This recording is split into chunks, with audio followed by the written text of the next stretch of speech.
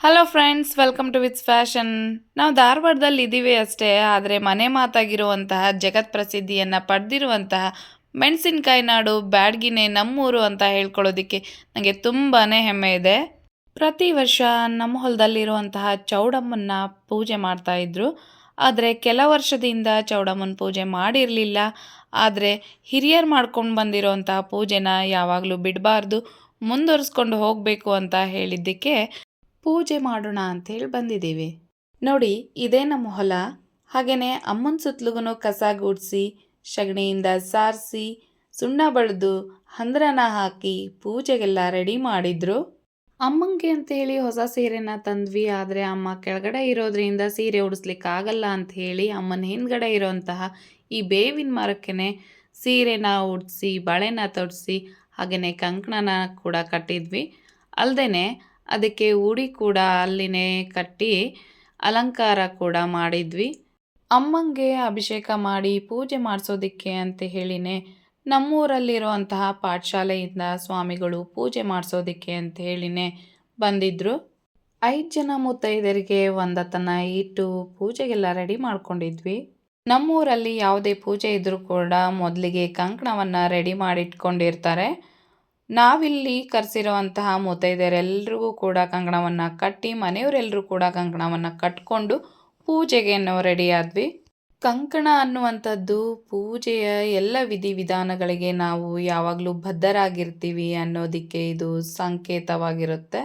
ಕೆಲವೊಂದು ಸಲ ನಮಗೆ ಯಾವುದೇ ಪೂಜೆಯ ವಿಧಿವಿಧಾನಗಳು ಗೊತ್ತಿಲ್ಲದೆ ಇದ್ದರೂ ಕೂಡ ಹಿರಿಯರು ಹೇಳಿರುವಂತಹ ಪೂಜೆಯ ವಿಧಿವಿಧಾನಗಳನ್ನು ಅರಿತು ಆ ಪೂಜೆಯನ್ನು ಮಾಡೋದನ್ನು ನಾವು ಕಲ್ತ್ಕೊಳ್ಬೇಕಾಗುತ್ತೆ.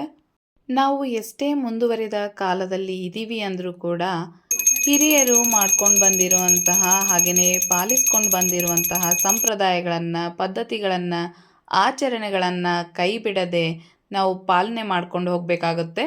ನಮ್ಮನ್ನು ನೋಡಿ ಮುಂದಿನ ಪೀಳಿಗೆಯಲ್ಲಿ ಅದನ್ನು ಮುಂದುವರಿಸ್ಕೊಂಡು ಹೋಗಬೇಕಾಗಿರುವಂತಹ ನಮ್ಮ ಮಕ್ಕಳು ಕೂಡ ಆ ಒಂದು ಪದ್ಧತಿ, ಆಚರಣೆಗಳ ಮೇಲೆ ಒಲವನ್ನು ಮೂಡಿಸ್ಕೊಳ್ತಾರೆ.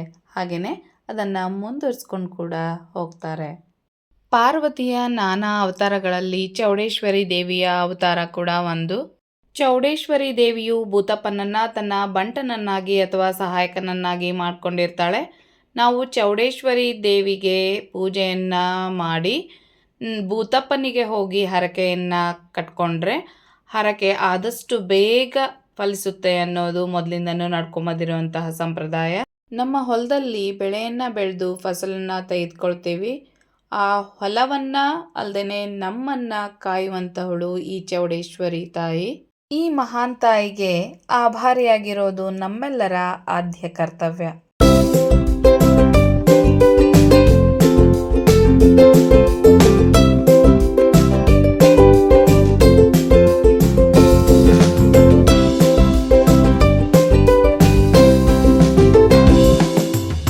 ಪೂಜೆ ಮುಗಿದ ಮೇಲೆ ಬಂದಿರೋಂತಹ ಮುತ್ತೈದೆಯರಿಗೆ ಅರ್ಶಿನ ಕುಂಕುಮ ಹಚ್ಚಿ, ಉಡಿ ತುಂಬಿ, ಅಕ್ಷತೆ ಕಾಳು ಹಾಕಿ ಆರತಿ ಮಾಡಿದ್ವಿ.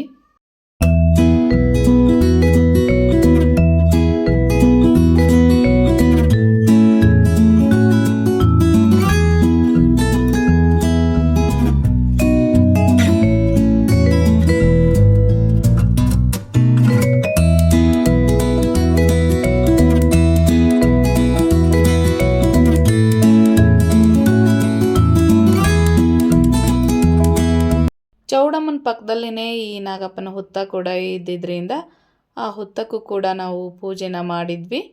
ಚೌಡಮ್ಮನನ್ನು ಸದಾ ಕಾಯುವಂತಹ ಬಂಟನಾಗಿ ಈ ನಾಗಪ್ಪ, ಎಲ್ಲೇ ಚೌಡಮ್ಮ ದೇವಿ ಇದ್ದರೂ ಕೂಡ ಅಲ್ಲಿ ನಾಗರಾಜ ಇರ್ತಾನೆ ಅನ್ನೋದು ಜನರ ಒಂದು ನಂಬಿಕೆ. ಆ ನಂಬಿಕೆಯಿಂದಲೇ ನಾಗಪ್ಪನನ್ನು ಪೂಜೆ ಮಾಡಿದ್ವಿ. ನಾವೇನು ಪೂಜೆ ಎಲ್ಲ ಅಚ್ಚುಕಟ್ಟಾಗಿ ಮಾಡೋಣ ಅಂತ ಅಂದ್ಕೊಂಡಿರ್ತೀವಿ ಅಷ್ಟೇ. ಮಂತ್ರ ಪಠನೆಯ ಮೂಲಕ ಪೂಜೆಯನ್ನು ಅಚ್ಚುಕಟ್ಟಾಗಿ ಮಾಡಿಸುವಂತಹ ಸೂತ್ರಧಾರಿಗಳು ಅಂದರೆ ಸ್ವಾಮಿಗಳು. ಆ ಸ್ವಾಮಿಗಳನ್ನು ನಾವು ಅಷ್ಟೇ ಖುಷಿಯಿಂದ ಬೀಳ್ಕೊಟ್ವಿ. ಪೂಜೆ ಏನೋ ಚೆನ್ನಾಗಾಯಿತು. ಹಾಗೆಯೇ ಅಮ್ಮನಲ್ಲಿ ಒಂದು ಹರಕೆನ ಕಟ್ಕೊಂಡೆ. ನಾನು ಅಂದ್ಕೊಂಡಿರೋದೆಲ್ಲ ಆದಷ್ಟು ಬೇಗ ನೆರವೇರಲಿ ಅಂತೇಳಿ ನಮ್ಮ ಆಂಟಿ ಕೂಡ ನನಗೆ ಉಡಿನ ತುಂಬಿ ಅಕ್ಷತೆ ಕಾಳು ಹಾಕಿ ಆರತಿ ಮಾಡಿ ಆಶೀರ್ವಾದ ಕೂಡ ಮಾಡಿದರು.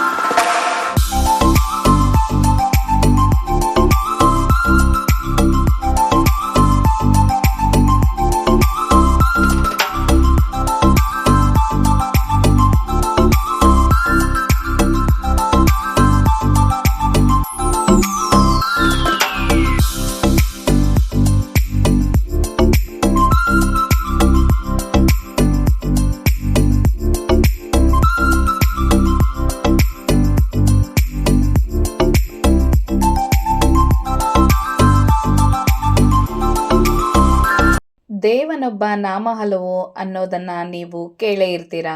ಹಾಗೆಯೇ ನಮಗಷ್ಟೇ ಅಲ್ಲ, ನಿಮ್ಮೆಲ್ಲರ ಆಸೆಗಳು ಕೂಡ ಆದಷ್ಟು ಬೇಗ ಈಡೇರಲಿ ಅಂತ ಹೇಳಿ ದೇವಿ ಹತ್ರ ಹರಕೆ ಮಾಡ್ಕೊಳ್ಳಿ. ಆದಷ್ಟು ಬೇಗ ನಿಮ್ಮೆಲ್ಲರ ಆಸೆಗಳು ಕೂಡ ಆ ದೇವಿ ಪೂರೈಕೆ ಮಾಡಲಿ ಅಂತ ಹೇಳಿ ನಾವು ಕೂಡ ಕೇಳ್ಕೊಳ್ತೀವಿ. ಹಿರಿಯರ ಆಶೀರ್ವಾದದ ಜೊತೆಗೆ ದೇವಿಯರ ನಾನಾ ಅವತಾರಗಳಲ್ಲಿ ಮುತ್ತೈದೆಯರು ಕೂಡ ನಮ್ಮ ಮನೆಗೆ ಬಂದಿರ್ತಾರೆ. ಅವರ ಆಶೀರ್ವಾದ ಕೂಡ ನಮಗೆ ತುಂಬಾ ಮುಖ್ಯ ಆಗಿರುತ್ತೆ.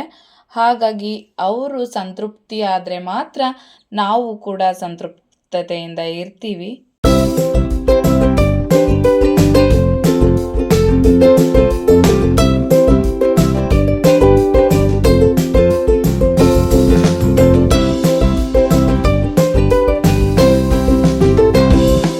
ನಮ್ಮೂರಲ್ಲಿ ವೀರಭದ್ರೇಶ್ವರನ ಜಾತ್ರೆ ಕೂಡ ನಡೀತಾ ಇತ್ತು. ಹಾಗೆಯೇ ದೇವಸ್ಥಾನಕ್ಕೆ ಹೋಗಿ ವೀರಭದ್ರೇಶ್ವರನ ದರ್ಶನ ಕೂಡ ಮಾಡ್ಕೊಂಡು ಬಂದ್ವಿ. ಮದುವೆ, ಹೋಮ, ರಥೋತ್ಸವ ಅಂತೇಳಿ ಈ ಜಾತ್ರೆನ ತುಂಬಾನೇ ವಿಜೃಂಭಣೆಯಿಂದ ಮಾಡ್ತಾರೆ. ವರ್ಷಕ್ಕೆ ಒಂದ್ಸಲ ಬರುವಂತ ಈ ಜಾತ್ರೆಗೆ ಎಲ್ಲ ಇದ್ರು ಎಲ್ರು ಹಾಜರಿರ್ತಾರೆ. ಚೆನ್ನಾಗಿ ರೆಡಿಯಾಗಿ ಮನೆಯವರೊಟ್ಟಿಗೆ ದೇವಸ್ಥಾನಕ್ಕೆ ಹೋಗೋದೇ ಒಂದು ದೊಡ್ಡ ಸಂಭ್ರಮ. ವೀರಭದ್ರೇಶ್ವರನ ಜಾತ್ರೆ ಅಂದ್ರೆ ಅಲ್ಲಿ ಗುಗ್ಗಳ ಇರಲೇಬೇಕಲ್ವಾ. ವೀರಭದ್ರೇಶ್ವರನನ್ನ ಊರಿನ ತುಂಬ ಮೆರವಣಿಗೆ ಕೂಡ ಮಾಡ್ತಾರೆ.